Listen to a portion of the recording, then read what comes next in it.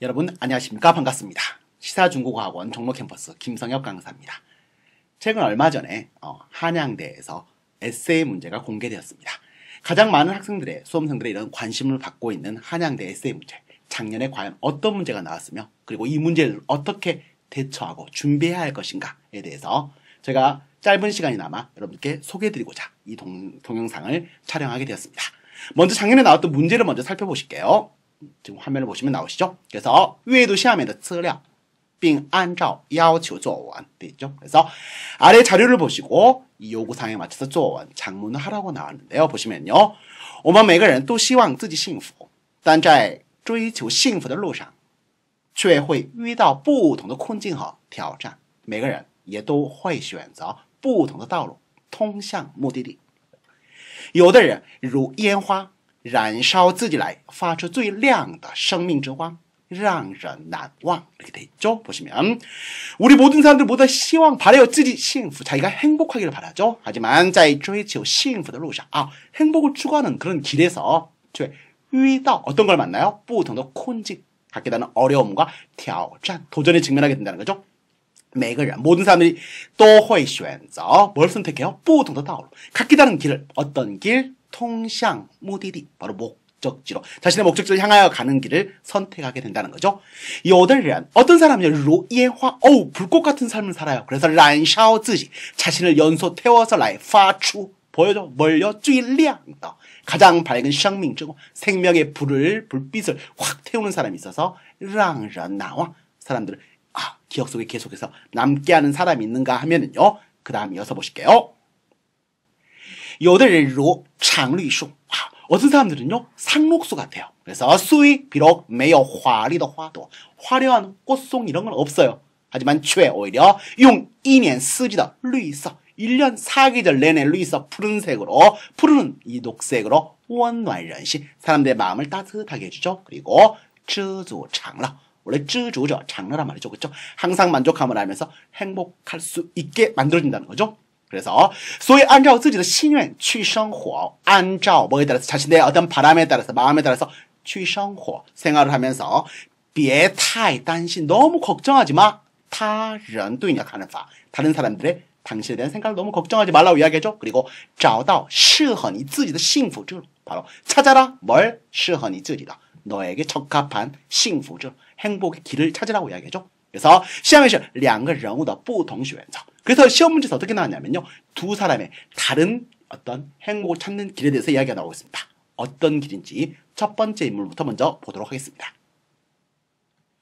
이 첫 번째 나오죠. 처음에 누구 말이 나오냐면요. 亚里士多德 아리스토텔레스죠.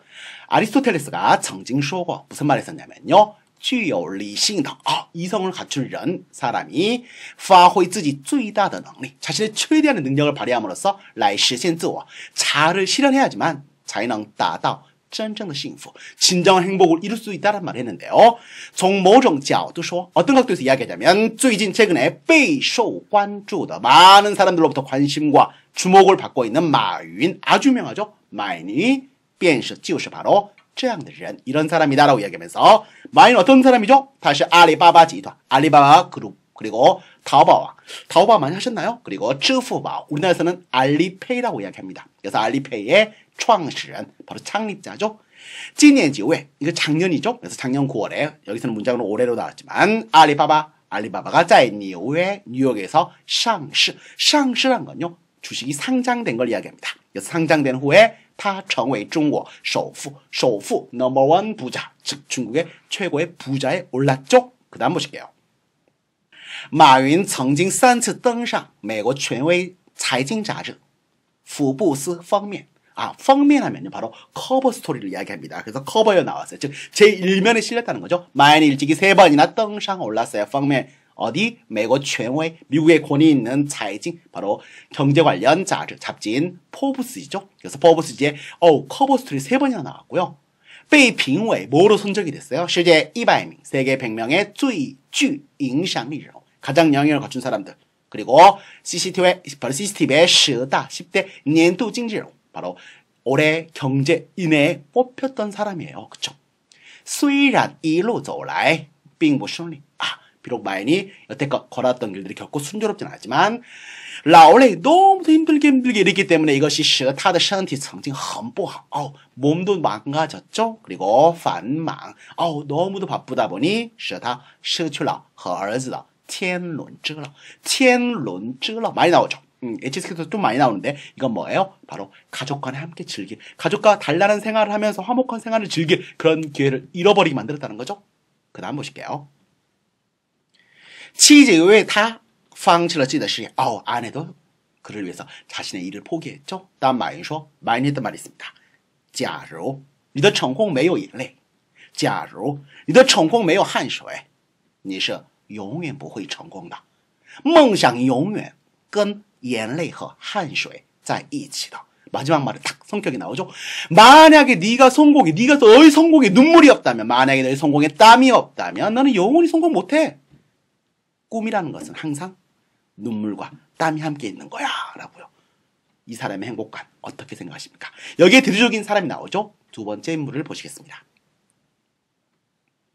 두 번째 보시면요. 공즈쇼 공자님이 뭐라 하셨냐면, 우리나라에서 많이 씁니다. 시우선 수신지자 제가治国 치국 빙天下. 수신제가 지국 평천하라고 씁니다. 就是告诉我们, 자, 우리에게 무슨 말을 해요? 先要关怀自己的身心. 야, 먼저 너의 심신의 건강부터 신경을 써. 수신 몸을 먼저 닦아라 라고 이야기하면서 然后 그런 다음에 寻求家庭的幸福. 지자 바로 제가죠. 가정의 행복을 찾아라. 그리고 只有使自己周边的人和谐幸福. 和谐라는 거 한때 후진타오 주석 때 정말 많이 썼던 표현인데, 和谐 화합, 조화 이런 걸 이야기해요. 그래서 내 주변 사람들과 화합과 행복을 해야지만이 只有才죠能实现更大范围的社会的幸福. 더 넓은 범위의 사회적 행복을 이룰 수가 있다라고 이야기하죠. 그러면서 이 경장, 원래 우리나라에서 나오는데요. 리징관이라는 사람의 이야기가 나옵니다. 보실까요? 李警官只是一位普通人.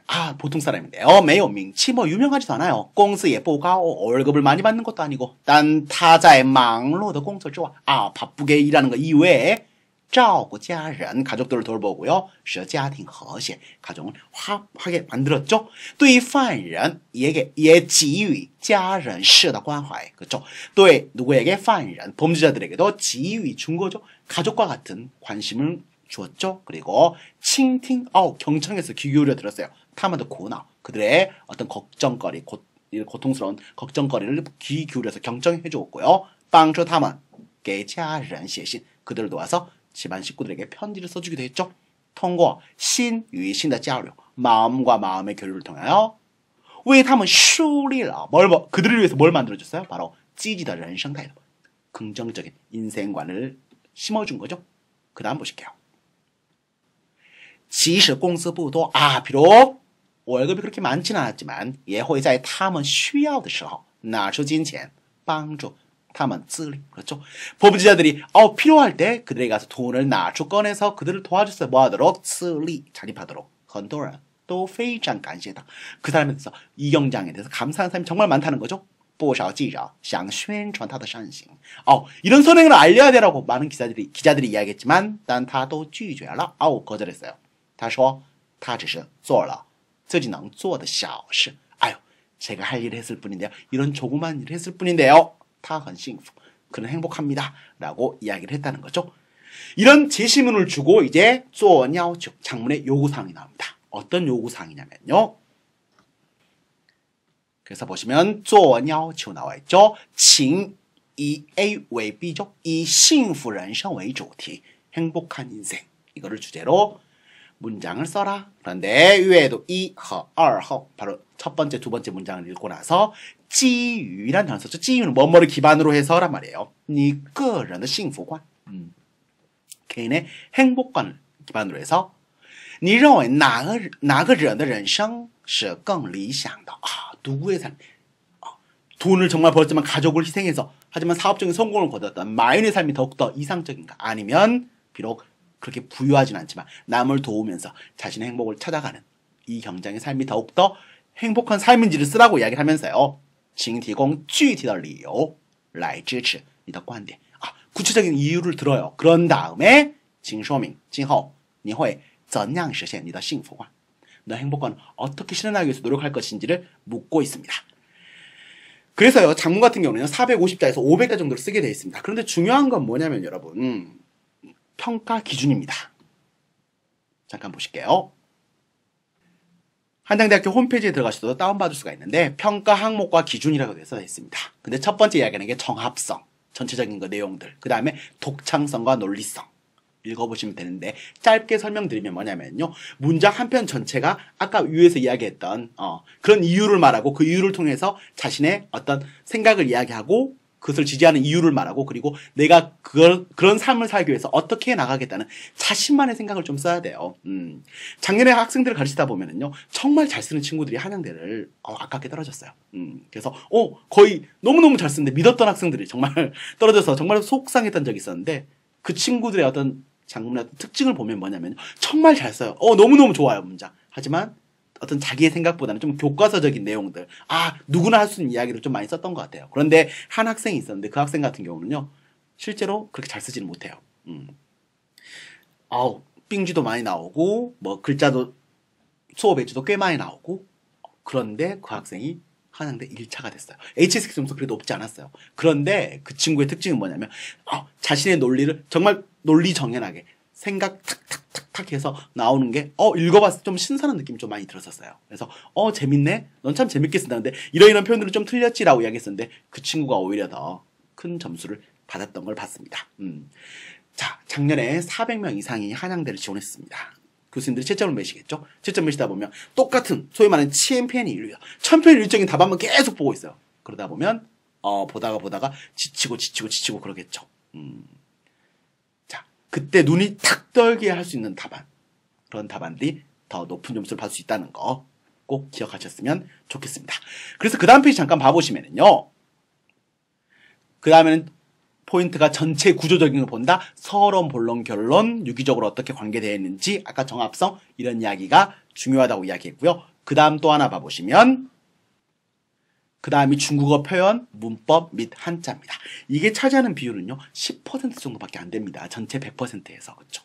그래서 물론 이런 것 중요하겠지만 어떤 논리성, 그리고 자신만의 독창성, 그리고 전체적인 어떤 통합, 정합성, 이게 더 중요하다는 거죠.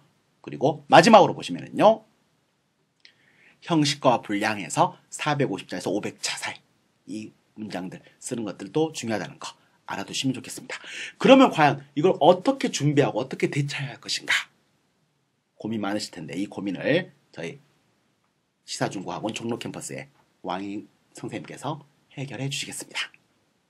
各位同学们大家好，我是时事汉语学院王一宁老师，很高兴今天能为大家讲解一下去年，也就是2015年汉阳大学 SA 这篇文章。那么接下来呢，刚才虽然金老师已经为大家讲解了一次这个作文要求，接下来呢，王老师用汉语再为大家重新看一下这篇作文的要求，我们来分析一下这篇作文呢怎样写才能把它写到最好。好了，我们一起来看一下啊。首先，请以幸福人生为主题写一篇文章。那我们知道了，抓到主题，今天写的内容是幸福，그리고跟我们的人生有关系的。接下来看一下，阅读1和2之后，基于你个人的幸福观，你认为哪个人生是更理想的？所以我们除了要写幸福人生之外，很重要的是我们要分析第一个材料和第二个材料，仔细考虑一下一材料中的马云先生和二材料中的李警官，他们是什么样的幸福观？그리고后面要问你哪个人的人生是更理想的，所以基于自己的观点，你一定要给出一个答案。你认为1和2两个人哪个人的人生是更加理想的？接下来看一下下面一句子，他说请提供具体的理由来支持你的观点。所以我们在写任何一个结果结果的时候，原因一定要写上，所以这个理由大家不要忘记，一定要写我为什么认为材料1或者是材料2的这个人的人生更为理想。接下来很重要的是，大家一定要发挥自己的今后你会怎样实现你的幸福观，把自己的幸福观也要说出来。如果不写自己的幸福观，不结合自己个人的现实情况来写的话，这篇作文也是不完整的，是要扣分的。所以总结起来，我们知道了主题是幸福人生，接下来要分析1和2。分析1和2的时候，要说出你最后的观点，哪个人是更理想的。接下来讨论一下为什么你认为这个人更理想，最后结合自己的个人经历来说一下如何实现自己的幸福观，并提一下自己有怎样的幸福观。接下来呢，王老师为大家准备了一篇模范答案。那么这篇模范答案呢，老师也是看到了，就是网上能找到的一些汉阳大学的模范答案之后，总结规划之后为大家写的一篇文章，我们一起来学习一下。好了，接下来我们继续，我们来看一下写一篇essay 作文的话，一个非常好的开头是非常重要的。所以呢，好多同学呀写了很多名言名句，这些呢都需要大家平时的积累。所以呢，我们来看一下这句话：幸福是什么？当然，每个人对幸福的定义都是不同的，同样每个人追求的幸福也不同。但我们知道，人类一切努力的目的在于获得幸福，享受幸福。那么这句话是英国非常有名的一名教育家欧文说的话。当然了，这个欧文不是大家知道的踢足球那位运动选手，对吧？他是一名我们说教育学家，欧文说的话，他在这里阐述了人的一切努力目的都是在于获得幸福。所以第一段我们知道了，要写一下你对幸福的看法，幸福有多重要，为什么人们追求幸福，简单的阐述一下。当然了，这一段呢跟大家平时的积累有很大的关系，如果大家用的词越深，用的词越优美，当然呢分数也会跟着高起来。那么这一段的比例的话呢，不能写得太长，因为后面我们有要回答的问题。好了，我们接下来看一下第2段的内容。好了，我们继续来看第2段的内容。人生在世数十载，每个人都在寻觅追求幸福的大道上奔跑，追寻、苦恼、迷茫。但可以肯定的是，虽然众生对于幸福的理解不同，但追逐幸福都是为了实现个体存在的价值。所以这一段的内容呢，连接了上一段的内容，继续来说幸福的重要性。大家看一下，在这里面简单的用了一些排比的句式。当然了，这些是要有平时的一定的积累。而且一些用词我们看一下，我们可以说人生很漫长，这样的句子也可以有，但是我们写人生在世数十载，看起来呢更高档的词汇用一下的话呢，成绩会更好一点。接下来我们看一下啊，虽然众生，那好多同学在写作文的时候可能只用大众这样简单的你们人们这样简单的词汇来解释，但是这样写的话呢，就看起来呢大家都是一样的。刚才金老师也说过了，如果你写的作文你用的词汇跟其他的人是一样的话呢，但是就不会给人一种耳目一新的感觉。所以用的词越生僻，然后呢越高档，这样的话成绩会更高一点。接下来呢，下一段我们来看一下。好了，从这里开始呢，我们就要回答下面的第一个问题，也就是刚才的提问当中说了，材料1和材料2中的2个人，他们的幸福观是什么样的？我们来看一下，材料1中的马云先生，他认为一个人的激情和理想越多，就越可能幸福。他的通往幸福的大路上有眼泪，有汗水，有牺牲。那么这句话当中，我们为什么说他有眼泪，有汗水，有牺牲呢？那么大家在读题的时候要注意，曾经说过他因为事业而跟家庭里的孩子呀、妻子呀常常不能在一起，而且呢身体也有一定的问题，对吧？健康也受到了损害。所以这样的话呢，我们不能用题目当中一样的句子来写，所以自己要重新概括一下。所以我们说了他有眼泪，那么这个眼泪可能就是亲情的眼泪，有汗水，人在付出的时候都会有汗水，那么他的牺牲就是牺牲了家庭，牺牲了他自己的健康。接下来我们看一下下一个句子，他为了事业放弃了家庭和健康，同样再一次强调了上面的句子，但是他的幸福符合如今韩国社会上的很多人对于幸福的认识。那我们知道在写 essay 的时候，不要只写你认为非常短的内容，你一定要结合当今社会上的一些问题来深入的去探讨它。所以在这里我们写了韩国社会，因为这是在韩国考试，对吧，同学们？虽然老师也知道你们的汉语水平很高，但是不能写中国社会，对吧？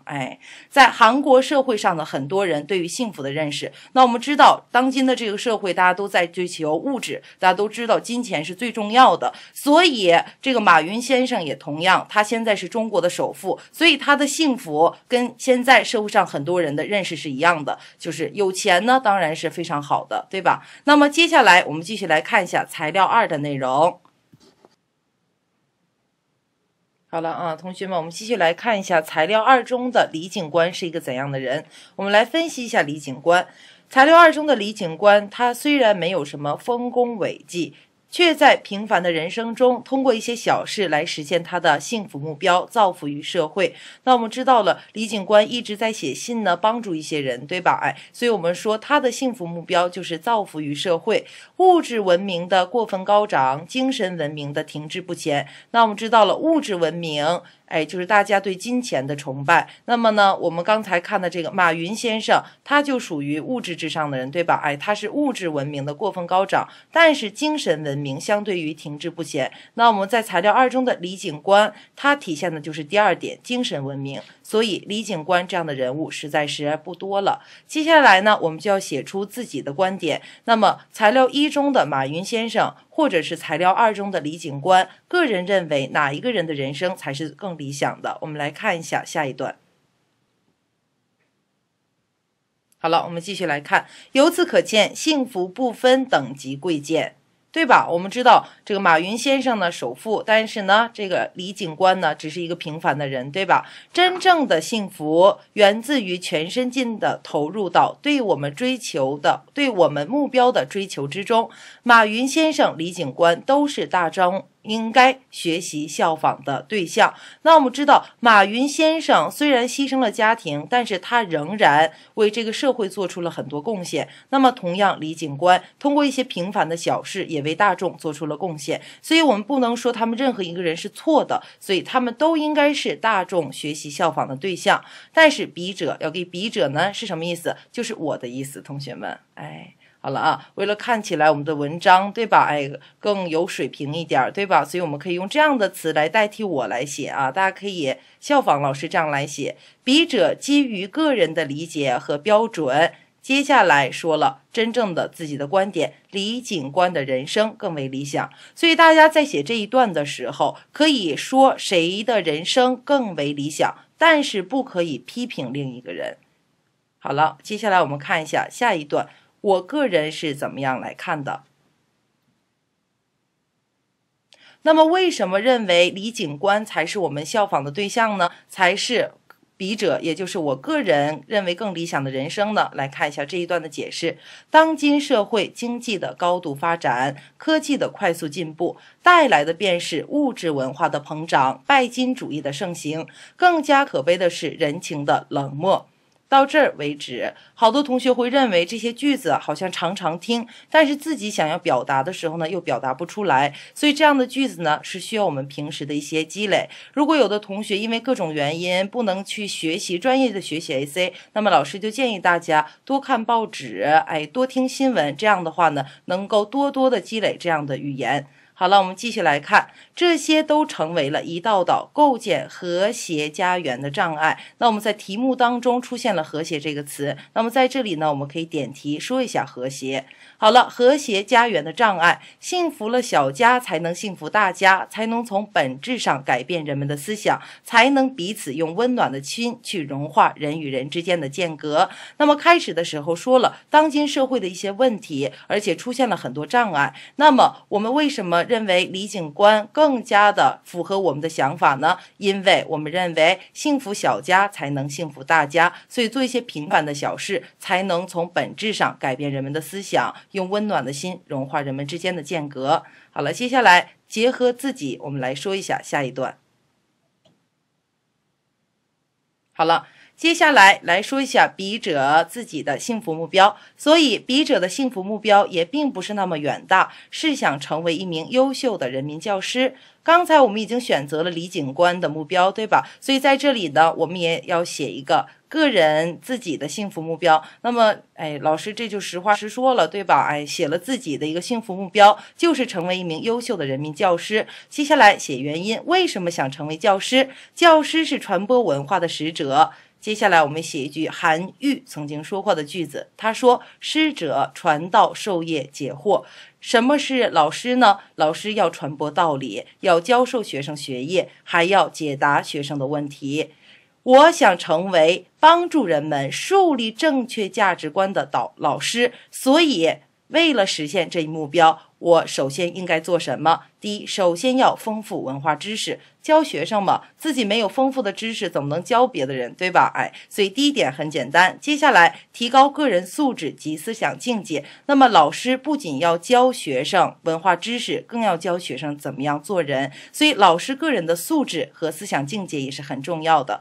最后，并要永远保持一颗温暖他人的执着的心。那么老师在这里为什么要用了一个执着这样的词？我们知道，并不是每个人都那么容易的能够被人感化，那么容易的学习到正确的价值观，所以老师要有什么呀？有耐心，要有执着的恒心。那么到这儿为止，好多同学就写到这儿就结束了。那我们说文章不能虎头蛇尾，那我们开篇写的那么好，那么要有一个结尾，来最后写一下自己的希望。所以我们来看一下最后一段。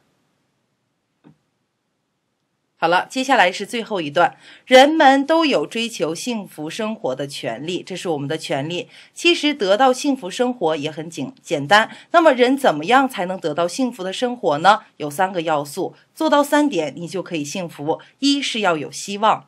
那我们知道，不论是马云还是李警官，他们都是有希望的人。2要有事做，人不能闲在家里，对吧？只要你做了一些为社会贡献的事情，那么你都可以得到幸福。3是能爱人，那么爱人，社会才能和谐。所以最后一句话，希望每个人都能实现自己的幸福。那么这篇文章到这里就完全结束了。所以我们写了个人的观点，我们分析了材料1和材料2，以及我们的想法，哪个人更加的符合我们个人的幸福观。还有最后一段写上我们的希望。那么这篇文章到这里就结束了。好了，以上就是王老师为大家分析2015年汉阳大学 ACA 的这篇考试，谢谢大家。